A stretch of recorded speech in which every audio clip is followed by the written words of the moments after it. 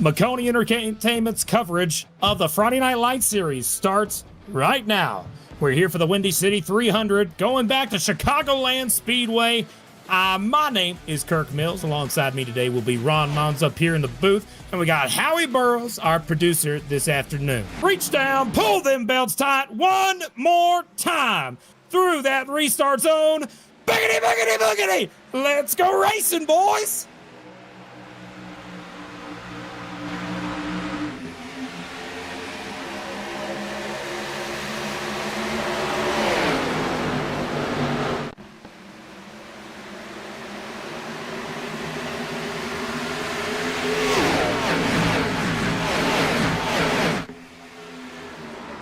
Adam Benefield pulls away to an early lead, getting around the 41 as Delaney tries to fight for second. Up the hill he goes, and it looks like lap number one's going to go the way of Adam Benefield across the line, but Delaney's trying to charge back for P2, trying to battle for the lead.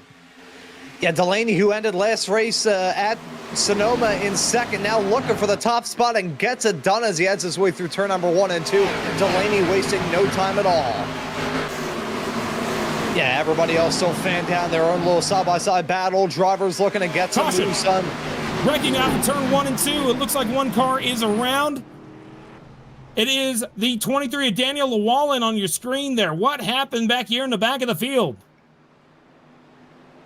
Brandon Hunsinger also involved. Blown motor. He is done for the day in the 92. Just before it even started. Let's take a look and see how it happened.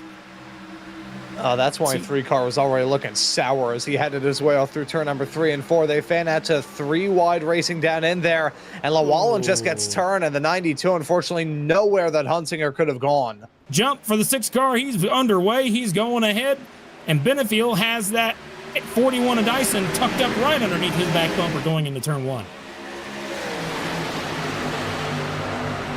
Yeah, but a good start there for Delaney. Got punch out to the race lead once more, holds on to it as side-by-side and 3 wide racing there farther behind. Everybody looking to get the moves done on early here in these runs before the tires start to fall off a cliff.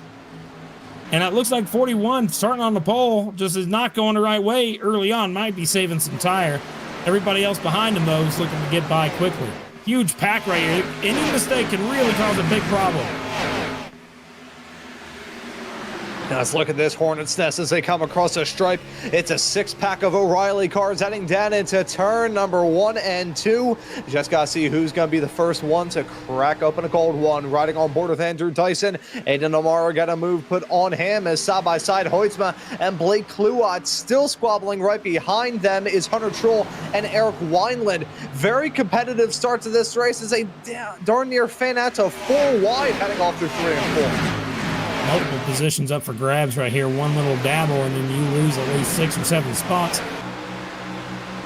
You can see just a handful of laps ago that 6 car there on the top. 83 was able to make the pass, but right now live, they are getting on each other. As soon as we get, I think it's best to, 6 car got loose, big time loose. Up the hill, that let the 83 go, but now 6 trying to gain back that spot. He's all over the back bumper of that 83, trying to make that pass work, and these two have really pulled away from the rest of the field. Yeah, certainly top-tier drivers in their own right. Delaney, usual runner over in the full-length Cup Challenge. Same could be said about Benefield, but Benefield also looking for the crown here on Friday Night Lights. Delaney, I think this is probably his 3rd or 4th start so far here in 2026 as he gets up into the wall, heading his way off through turn number 1 and 2. Big time. Was trying to get into the head of Adam Benefield, but I think he got into his own head there. Yeah, I tell you what, he went way too high. And whenever you hit the wall here, it's like a magnet. You cannot get out of it. He goes up to the top. He slides the right rear and just gets into the wall. Can't get out of it. He has to lift so he can break the magnetism to the wall there. Right there. Perfect. So you can see right here. Look at the line everybody's running. They're not on the bottom anymore. All of them have migrated to the top 3 lanes. And there's some contact. He's in the wall. 21 and the 97 both crash as we look at it from afar up on the top side. Anyone else get involved? I don't see it. Just 2 cars up into the outside wall. Caution is out. It's Lucas Hoytsman and Eric Wineland around.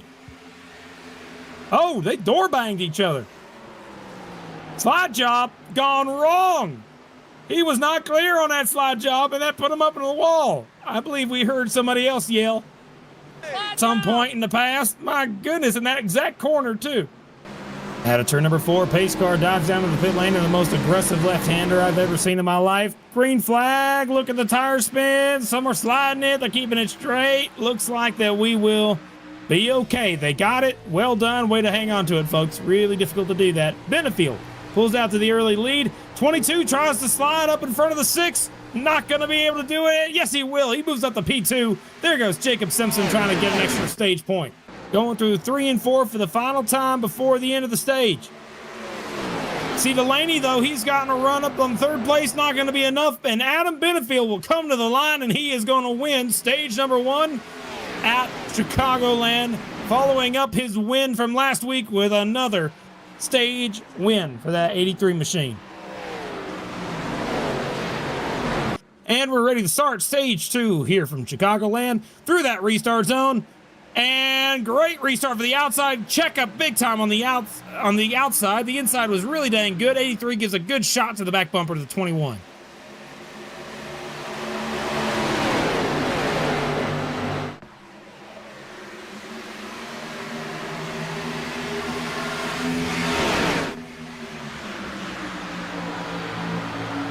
'83 tries to go to the outside line and try to take the lead back. He's trying to carry the momentum on Wineland. Little loose for the 83. Wineland's able to carry some speed on the bottom. They're side by side for the lead as they cross the stripe this time by. It is Benefield with the lead as the 73 falls in behind, trying to follow him through around the 21.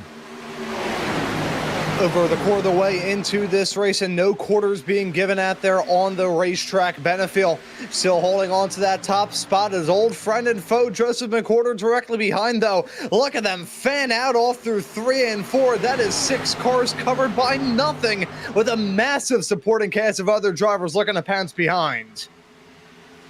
Huge run for the 63. He's going up to the outside there. Not able to make that work. And the 71 of Truel, what a job. Where did the 71 come from? Hunter Truel able to get up to P2 on the back bumper of the 83. He's going to have a run up to the outside line trying to go for the lead. Whoa, that was a good move right there. I like that. Under over, kind of crossed him up. He's going to get the momentum still. The 21 of Eric Wineland found himself in trouble a little bit further behind, was running the wall as he headed his way through turn number 3 and 4. I think he tapped it a couple of times. Thankfully, the iRacing glue not sticking him up there, but he was in real trouble and still finds himself in the midst of a hornet's nest farther behind. But the battling is still far from over throughout this pack. You got your top 2 of Hunter Truel and Adam Benefield still covered by about 0.2 of a second through 4. You've also got the likes of... You got Bryson Hicksaball, Joseph McWhorter. They're still battling right now. McWhorter, though, actually having to worry about Jacob Simpson a bit more. Oh my gosh, look at that 3x3 back here in the back of the field. Seth Foudy's moved his way up to 11th. Trying to go for a top 10 spot. Oh, contact. He makes contact with a 71. Rather, 81. That's Brandon Hastings. Give him a little door slam right there. Heading out of turn number 2, but the 77's able to hang on to the car, and he has now moved up to P11 after that move. What a drive for the 77. Yeah, Foudy having a good drive right now. That car is meshing very, very well. Side by side up for the lead, though. This Hunter Truel and Adam Benefield squabbling up for the top spot. Benefield been a strong contender all throughout the night, been constantly holding on to the race leader, at least one of the top 2 spots. He's got his old sparring partner of Jonathan Delaney right behind, but Hunter Truel on the outside sweeping his way through. He's going to take the race lead. Very surprising. Hunter Truel, what a job, able to take the lead away. How long will it last? We know that 83 and the 6, oh, they make near contact back there for P2. Side by side, Delaney tries to hold the bottom. 83 on the top, he's going to slide up. No contact, keeping it straight. Benefield hangs on to P2. Truel's trying to keep the car down low, but I think that 71 is just better on the top. He's trying to run the bottom, but it's just not working for him. He hits the wall again off of turn 4. Here comes Benefield and Delaney down to the inside to pass him into turn 1. Not a very long-lived run up to the lead. If he's able to keep the car back running, he might be able to fight for it. Ooh, as they were nearly 3 wide, heading their way off through turn number 2 is getting dicey. Delaney now pouncing on the 71 of Truel. Side by side, heading into turn number 3. Delaney on the bottom, drifting up a little bit as he heads his way through turn number 3 and 4. It's not a full-on slide job, but he's looking for it. They're still just about inches, millimeters even separating those drivers as they come across the stripe. Delaney, I think, got the nose zap, but Truel still keeping that momentum, rocking and rolling on the high side. It looks like that 83 of Benefield will come off turn number 4, and he will win stage number 2, sweeping the stages. And Reiner will take second with McWhorter, Hicksonball, Simpson, Wiles, your top 6, and the rest of your field on your screen at the line. Out of turn number 4, the pace car is going to go ahead and make that aggressive left-hand turn. That's impossible for a car to do. And we are back underway. Great restart for the outside line that time. Reiner did not get a good jump. He now falls back to P3, battling side by side with Dyson.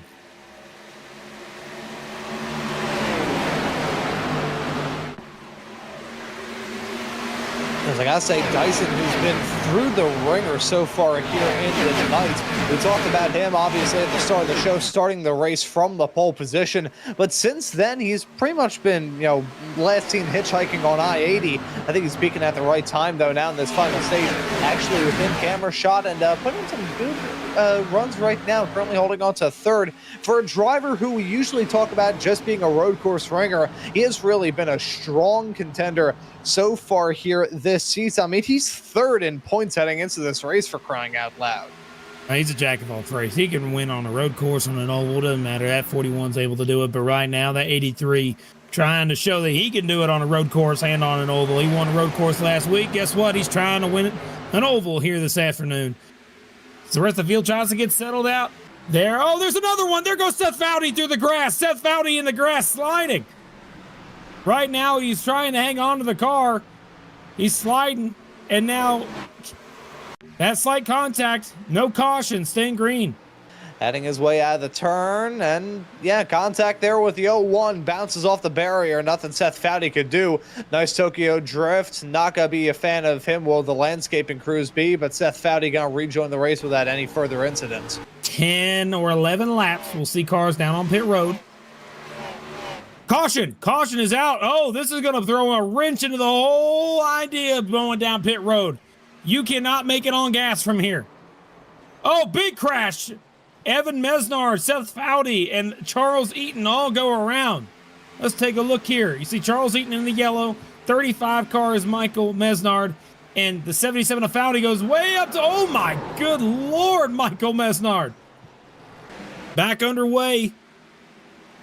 Getting up to speed. Not a huge jump for either lane that time. First time we've seen both lanes get a good start today. Into the corner. And not a surprise, a lot of the cars going straight for that white line. Shortest way around the racetrack, trying to use the least amount of fuel possible. How much time he is losing there, so... Benefield going for the lead down to the inside of Dyson. He's able to make that pass work easy peasy. These top group of cars do not want to see this race go green to the end. They will have to come down pit road. They're going to need to save gas. I don't know if they're going to be able to make it. Himself caught up in some trouble right now. Oh, he blew the motor. He blew his motor. He blew his motor. He money shifted. 22, money shifted. He's out of the race. And just like that, it all goes down the drain. Daniel Wiles takes over the lead. New leader, Daniel Wiles, who has yet to win all season long, moves to the top spot. Benefield drops back to third.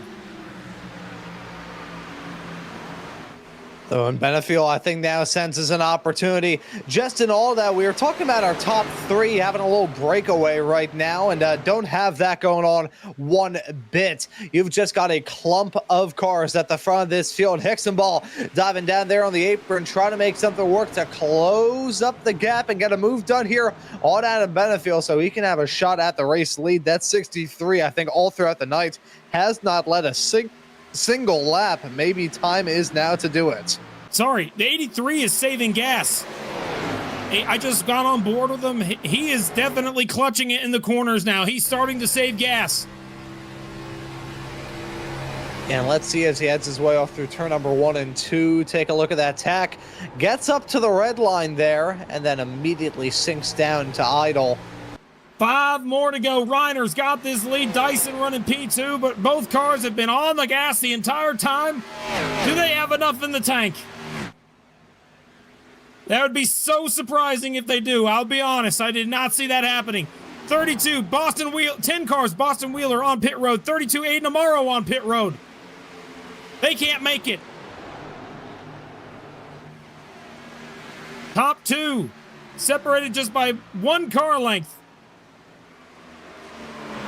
With just coming to get 3 laps to go. Will they come down pit road this time?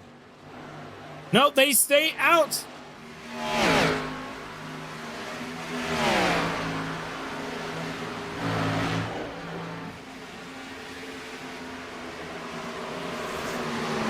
Reiner and Dyson side by side trying to go for the lead. Dyson's loose sideways. 5 sideways. Here comes Dyson to the bottom. For the lead side by side here at Chicagoland. To the inside, Andrew Dyson. Coming to get 2 more laps to go. Do they have enough in the tank? This is amazing if they got this. Oh, 5's loose. Coming to get 2 more laps to go. Dyson takes the lead away. At this point now, you've got to go for glory. These drivers deciding, nope, we're not worrying about a pit stop. If we run out, we run out. Dyson now about a lap and a half away from trying to get yet another win this season. Reiner's still looking for his first. They're still close down the backstretch. Oh my gosh, if they make it on gas, this will be the most stunning story I think I've seen all year long. Coming out of turn number 4, white flags in the air, 1 more lap to go, and Andrew Dyson's staying on the racetrack. Do they have enough? 5 really wants it bad. He has yet to win this season. 5 goes up to the outside line, trying to carry the momentum on the top. Out of turn number 2. 5's loose, almost into the wall. So is the 41. They're sliding. 1 more chance for Reiner. What is he going to do? Tries the outside, tries to carry the slingshot. 5's going to be there. He's trying. Not enough. I don't see it. 41 is going to hold him off, and somehow, some way, Andrew Dyson saves enough gas and wins at Chicagoland.